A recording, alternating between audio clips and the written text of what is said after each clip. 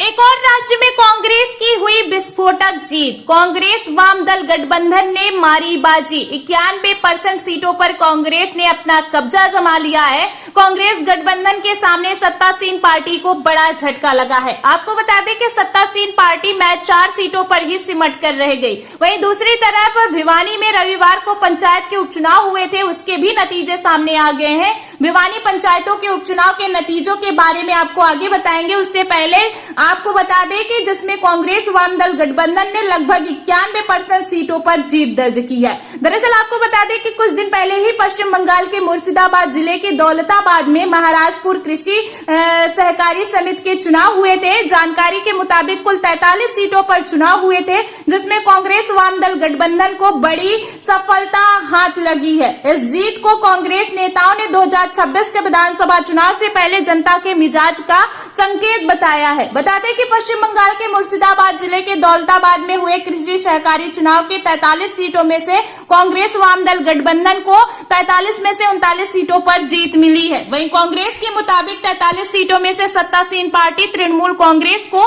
महज 4 सीटों पर ही जीत मिल पाई है। हालांकि इस चुनाव में भारतीय जनता पार्टी ने अपने प्रत्याशी उतारे थे कि नहीं, इसको लेकर कोई खबर सामने नहीं आई है। इस चुनाव में मुख्य रूप से मुकाबला वाम दल कांग्रेस गठबंधन और तृणमूल कांग्रेस के बीच। चुनाव नतीजों के बाद कांग्रेस नेता मनोज चक्रवर्ती ने कहा कि गठबंधन ने क्रेडिट सोसाइटी में 39 सीटें जीती, जबकि तृणमूल कांग्रेस को केवल 43 में से 4 सीटों पर ही जीत मिली है। उन्होंने कहा कि ये सिर्फ शुरुआत है।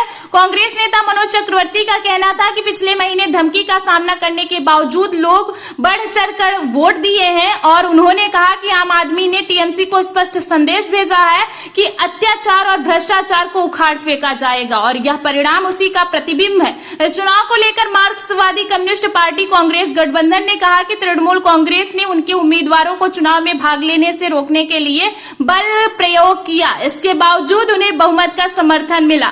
मार्क्सवादी कम्युनिस्ट पार्टी के एक स्थानीय नेता ने आरोप लगाया कि नामांकन से लेकर मतदान तक तृणमूल ने प्रक्रिया को पटरी से उतारने की कोशिश की।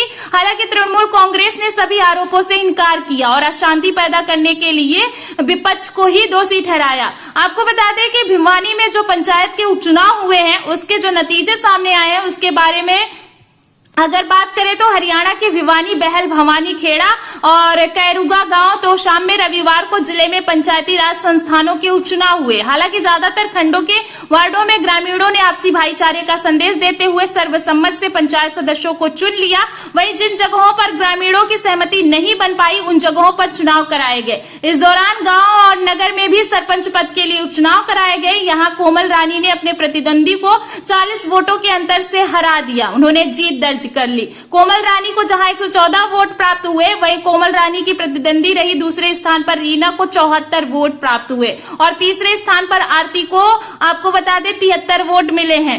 वहीं गांव और नगर में कुल 261 वोट पड़े, जिसमें कोमल रानी को अकेले 114 वोट मिले हैं। कोमल रानी 40 वोट से जीतकर नई सरपंच बन गई हैं।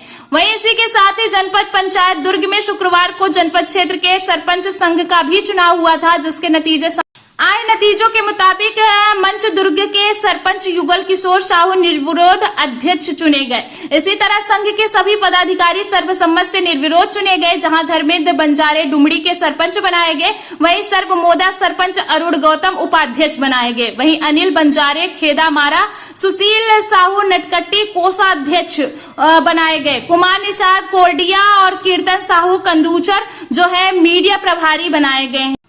आपको बता दें कि राहुल गांधी के जन्मदिन के दिन कांग्रेस ने बड़ा ऐलान किया है। बता दें कि राहुल गांधी के 55वें जन्मदिन पर युवाओं को ये तोहफा मिलेगा। दरअसल देश में युवाओं के भविष्य और बेरोजगारी को देखते हुए कांग्रेस पार्टी एक बड़ी अच्छी पहल करने जा रही है। कांग्रेस एक मेगा जॉब फेयर का आयोजन करेगी। बेरोजगार युवाओं को रोजगार के अवसर मुहैया कराने जा रही है। इस पहल की घोषणा दिल्ली प्रदेश कांग्रेस कमेटी ने की है।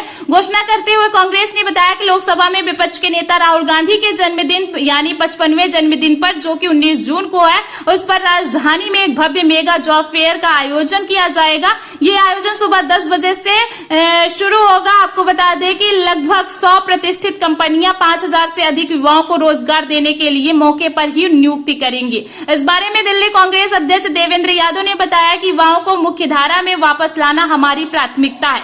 दिल्ली कांग्रेस अध्यक्ष देवेंद्र यादव ने कहा कि राहुल गांधी का हमेशा से ये स्पष्ट दृष्टिकोण रहा है कि देश के युवाओं को सिर्फ केवल शिक्षा नहीं बल्कि रोजगार के ठोस अवसर भी दिए जाने चाहिए। उन्होंने कहा कि बेरोजगारी और बढ़ती महंगाई से जूझ रही युवा पीढ़ी को वो जीवन की मुख्य धारा में वापस लाना हमारी प्राथमिकता है। उन्होंने बताया कि ये जॉब फेयर न केवल रोजगार का अवसर देगा बल्कि युवाओं को ऊर्जा को सकारात्मक दिशा में मोड़ेगा। देवेंद्र यादव ने बताया कि इस मेगा रोजगार में मेले में भाग लेने के लिए कई कंपनियां शामिल होंगी। उन्होंने उसकी सूची भी बताई है। उन्होंने बताया कि राजस्थान में भी कांग्रेस द्वारा आयोजित रोजगार मेला बहुत सफल हुआ था।